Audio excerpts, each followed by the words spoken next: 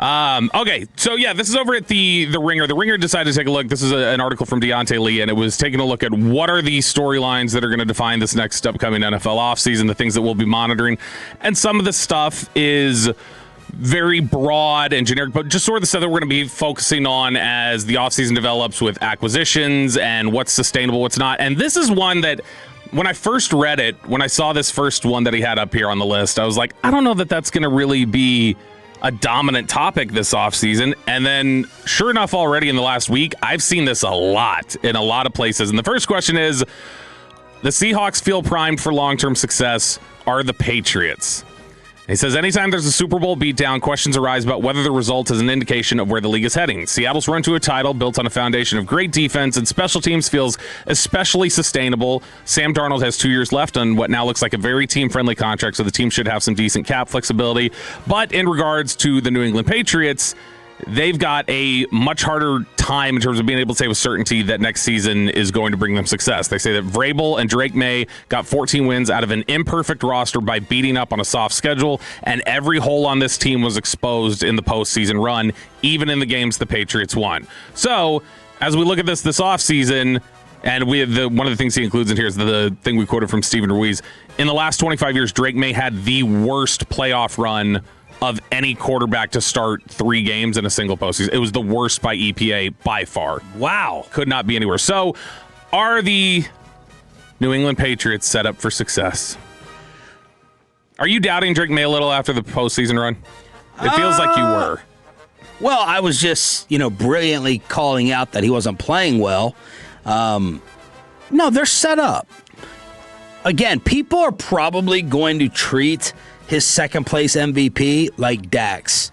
It'll probably get a little bit more respect than Dax, as Kevin Hagelin, I can already hear sarcastically mocking it in crosstalk. But I think it's going to kind of get thrown by the wayside and forgotten this offseason that he was right there neck and neck with Matt Stafford to win the thing. And when you have a quarterback that young with Vrabel, and I think it can only get better weapons-wise, they're set up. I don't know if they're going to be as good with a tougher schedule and, the expectations, target on your back, and all that stuff. But, yeah, when you have a young quarterback that finished second in MVP and could have won it, you are set up. Yeah, and when I think about the way their team played in the playoffs, like just the way they got there and then the way they played in the Super Bowl. So you've got Craig Woodson, Texas guy. Texas high schooler. You've got Craig Woodson, who had one of the best games in the Super Bowl, a 4th-round rookie safety. You've got Travion Henderson, who had a really good year as a rookie running back. You've got Will Campbell, who had a brutal postseason run and a brutal Super Bowl, but had been solid and looks like, all right, going through the lumps of a rookie, but that's somebody who should be able to contribute. Drake May was drafted last year. A couple years before that, it was Christian Gonzalez. By the way they talked about Will Campbell afterwards, I was thinking of Tyler Smith and Tyler Guyton when the offensive line coach and Vrabel were like, he's our left tackle. Yeah. Period. We're not moving him. Yeah. I just thought of that in comparison to the Cowboys. I look at it and I say they look completely sustainable to me because that's a team that has a lot of really young, talented players that contributed along the way. They'll build around it. And look, there's strategic moves like paying Milton Williams. A lot of people thought you shouldn't pay Milton Williams that much money. That's too much money to pay to a free agent defensive tackle. He played really well for them. So I look at it and I think that they are absolutely set up for success moving forward. All right. Next topic here from The Ringer as they look at the 9 storylines that will define the NFL offseason. And they're wondering about the A.J. Brown and Maxx Crosby questions. And that will be the number one highlight heading into this offseason will be the idea of, like, are those two guys going to move? So he says, we discussed Brown earlier with the recent news that Raiders edge rusher Maxx Crosby informed the team he wants out. There's now a pair of high-profile veterans out in the trade market. Let's evaluate the compensation each one would demand and the teams that would be in the market. Brown is a difficult trade case to evaluate for several reasons. He'll be 29 next season. His deal runs through age 32, so the contract he's currently on is probably his last as a major contributor. He's been battling through some issues. He's obviously considered a little bit of a hothead or considered a little bit of a malcontent. Crosby, on the other hand, has a much easier deal to work around. Trading him this offseason would leave only $5 million in dead cap, but would free up $30 million to spend elsewhere, and the Raiders could use that cap effectively. Are we not talking enough? Or should we be just shutting down? We got to be responsible. Should we be shutting down the A.J. Brown trade talk because of the cap hit, or it's workable? I mean, we've seen worse hits. So the cap hit would really hit on. I mean, there'd be some of it that the team take. It would hit on Philly, and so they would. Yeah, right. But they've shown a willingness to be able to work around some of that before, and I mean, I think that if they wanted to, they could change some stuff around and shift things the way they want. Now, they don't have a lot of switches to flip in terms of restructures. You remember that list we talked about of the most money that could be freed up by restructures, and the Cowboys were at the very top of the NFL? The least in the NFL was the Eagles with $200,000. That's all they can free up by restructures. So if you think, which I still disagree, I can't wait to be, well, I don't know if I want to be proven correct because I'd be fine with George staying here. If you got Pickens going for a second, what's AJ? A third? Don't say a second. No. So I gotcha. No, because I'm thinking. I think it would be AJ and then maybe like a 6 and you get a 2, or AJ and something like that. Because I think that's how he typically has operated that way, where he tries to kind of shift some stuff around. So to get you're a little basically bit extra saying same value. 6-round pick is nothing. So you're I got you. I can put it on the wall. AJ and George, if traded, go for the same. Yeah. You're totally wrong. There's a humongous age difference. There's an age difference. And one is a bigger cancer right now than the other, and the bigger cancer's in Philly. One of them is tolerated differently, is what it is. I think cancer is an aggressive word to use with both of them. Because I think, given what we know and what the buzz we hear, the rumblings we hear coming out of Philly about Jalen Hurts and how difficult he is, I think he's just... And AJ was right about the offense. AJ's just not good at keeping things secret. Yeah. But I don't think he's wrong. I think he's just not good at keeping things in-house when it bugs him. Right. And so there's that aspect of it. George, like, we brought this up. Yeah, I'm not saying he's a cancer. Yeah, you live with George. It's just a matter of, as somebody said, they're like, George Pickens was not on his best behavior last year. George Pickens is tolerated, and the way that his issues that exist are just tolerated differently in a team like Dallas than they are in Pittsburgh. That's all it is. Yeah. And so I think that, they're similar because... Jerry's response to, hey, what about Pickens being late? Jerry goes, I miss a few meetings myself. So you trade some stuff off. That's his actual quote. I know. Calvin had tweeted it. You trade some stuff off. Okay, so you've got... Pickens is younger. A.J. Brown's got a more consistent track record of success. A.J. Brown's got a more consistent track record of being able to show that he can do this repeatedly. George has shown it once. So there, as much as the problems that have existed with A.J. Brown has shown that he's been able to exist with his stuff on the periphery. And, I mean, there was a point where A.J. was like Pickens. Him getting traded out of Tennessee was similar. But even still, he had performed at a higher level in Tennessee than George did in Pittsburgh. And so I think they're similar value, probably around a second. I'll say 1 and a 3. 1 for George, 3 for AJ. And if it happens. And Crosby? A 1+. Do you think it's correct that what they've said, that basically it's Micah? That you need 2 first-round picks for him and maybe a player or something? Again, the age to me... You had to weigh giving Micah $47 million, and I assume that Maxx will stay locked in. Micah 26, and Crosby 29? 28, I think. 28? He's 28. He'll be 29 in August. I think 2 firsts would feel a little rich to me. I'll say a first and a second. And you are getting, like you mentioned, somebody you're getting a culture. Yeah. Somebody who's a culture setter with Maxx, not a culture question. Yep. Okay, this is over at The Ringer. This is their 9 storylines. We're going over some of them for the NFL offseason. What sleeper in the NFC will break out next year?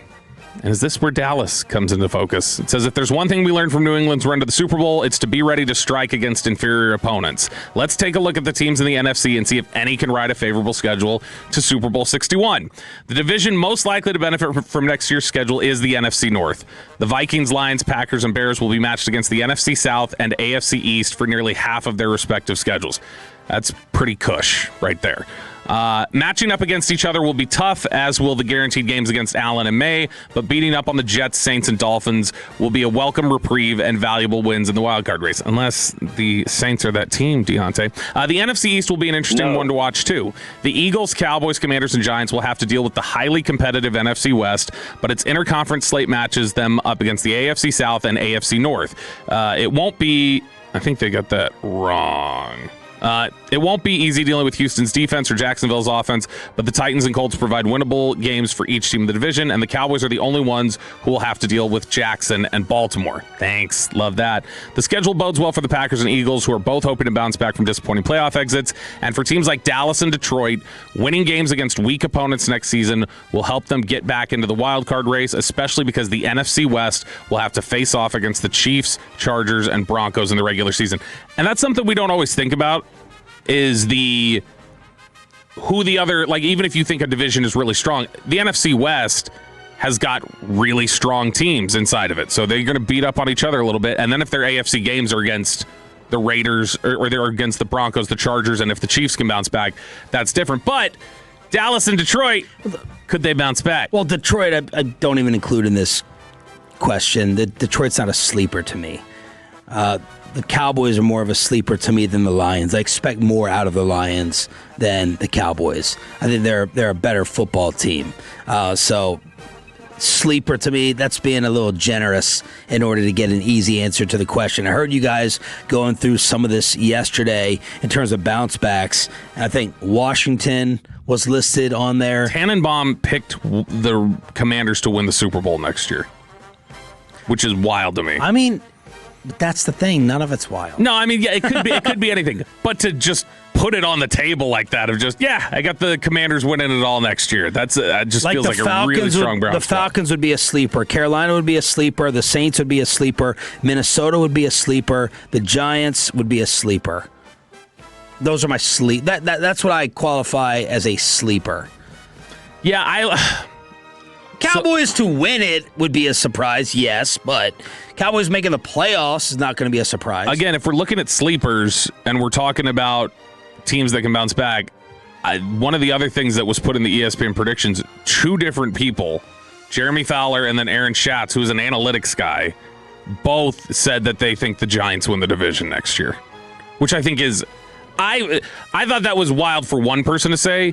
For two people to say it and one of them to be their analytics guy is stunning to me, because they don't look like they're on the precipice or anything. They don't look super close, and Harbaugh's going to push them over the edge. Yeah. But there's a lot of people buying stock on the Giants. There's a lot of people who are really high on the Commanders. Tannenbaum talking about he thinks they're going to get a bounce back. It does feel like the underdog right now might be Dallas within the division, because being in the NFC East and being where their defense is, there's a lot of people that just think you can't do enough to fix that defense overnight.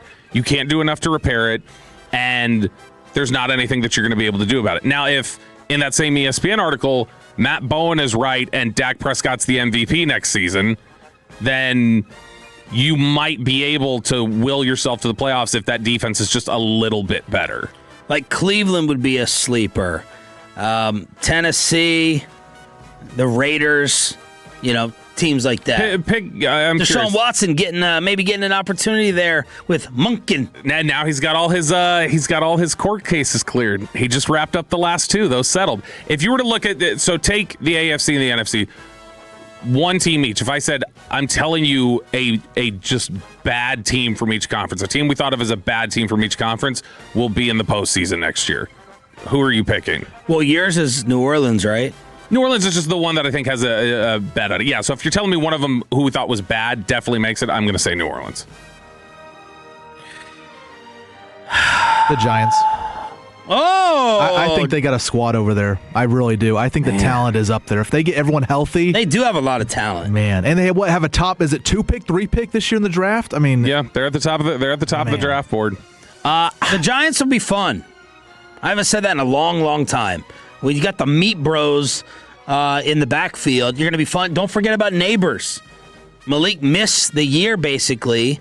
And then let's see if their Micah Parsons and Abdul Carter can start showing up for meetings. I could see the Giants making some noise. It would be the Saints for me in the NFC. If you're going to tell me it's an AFC team, I might say Tennessee. Yeah. Just because Cam had a nice ending. Yeah, Cam had a nice ending. Sometimes you'll see the quarterback thing click year two. That was Drake May this year. Clicked, took a big step up in year two. And, I mean, Saleh getting in there and potentially just really doing work on their defense, I think that could be one that would revive. If he can outright, no doubt, win the starting job. I'm giving a crazy take.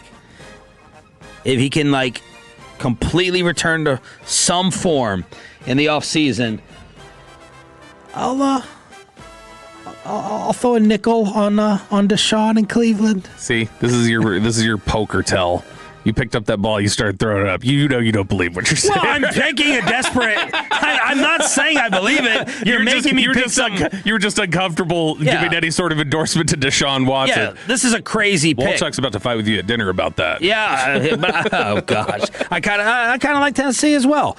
So there you go. Some of the questions to answer in this NFL offseason. Is Aiden actually late? What did I say? He texted me. He said traffic is a B right now, but he is close by. So give one more question. All right, let's do one more question here from the list of topics from the Ringer. Their top 9 storylines heading into the offseason. As I got to do the RJ Choppy method of talking as I pull it back up because Drag I it out. closed it out. Tim McGraw ticket giveaway coming up. Yeah, we got Tim McGraw coming up here. All right, next question here. Will elite quarterbacks return to the mountaintop in 2026? It says this year was as big an outlier as I can remember in my lifetime. Patrick Mahomes wasn't in the AFC Championship game. You had guys like Bo Nix that were kind of at the helm of these teams that were really successful. Darnold winning a title before Josh Allen, Lamar Jackson, and first pick Baker Mayfield from that same draft. And so they said, will this be the year that the quarterbacks bounce back? This is a fascinating time in the NFL in terms of where I think you're wondering, and we might get into some of it later today or potentially later this week. That article that I sent from Saturday Down South, which is trying to look at, are we entering a new golden age of defense? Which that article says we're not. And there's reasons for it, which we can get into later. But the idea of it looked like we were primed for Mahomes and Allen to be just at the very top of their game for the next decade against each other. And there is at least a question now of, have we seen their best ball? Definitely Mahomes, I think. Football, yeah. Yeah, is it? Yeah, because I know ball. But have we seen their best level of football? Now, Dak obviously has rebounded at various points, taken a dive, rebounded. We've seen it from other quarterbacks. Lamar could bounce back next year. But this was a feeling this year of elite quarterback play had disappeared. And there's a question now of who's actually going to bounce back and bring it back to you. Yeah, I mean, is the defense going to be sustainable? Bo Nix and Sam Darnold could make it that far because of their defenses. Mm-hmm. And Drake May advanced through the postseason only because of their defense. Trevor Lawrence had a nice year. Jacksonville was leading the way with turnovers. So that article should be saying that quarterback greatness should be returning. But I could see next year still being a little bit down, because I don't think defenses are just going to go away, their effectiveness, just like that next season. There's so much buy-in on the Mahomes bounce back. And I don't know why. The Mahomes bounce back and the Chiefs bounce back. I don't know why when you're talking about a guy who... I'm not saying he's not going to return, but you're talking about a guy who tore his ACL, a Chiefs team that has been struggling the last couple of years to really play at the level that they had. They enter the offseason with the least amount of cap space. I just look and I go, I don't think that's an easy bounce back for them. They might struggle for a year or two. And if he's coming back off of an injury where his mobility and his ability to make off-platform throws is a big part of his game, I don't know that he's just going to return to being who he was.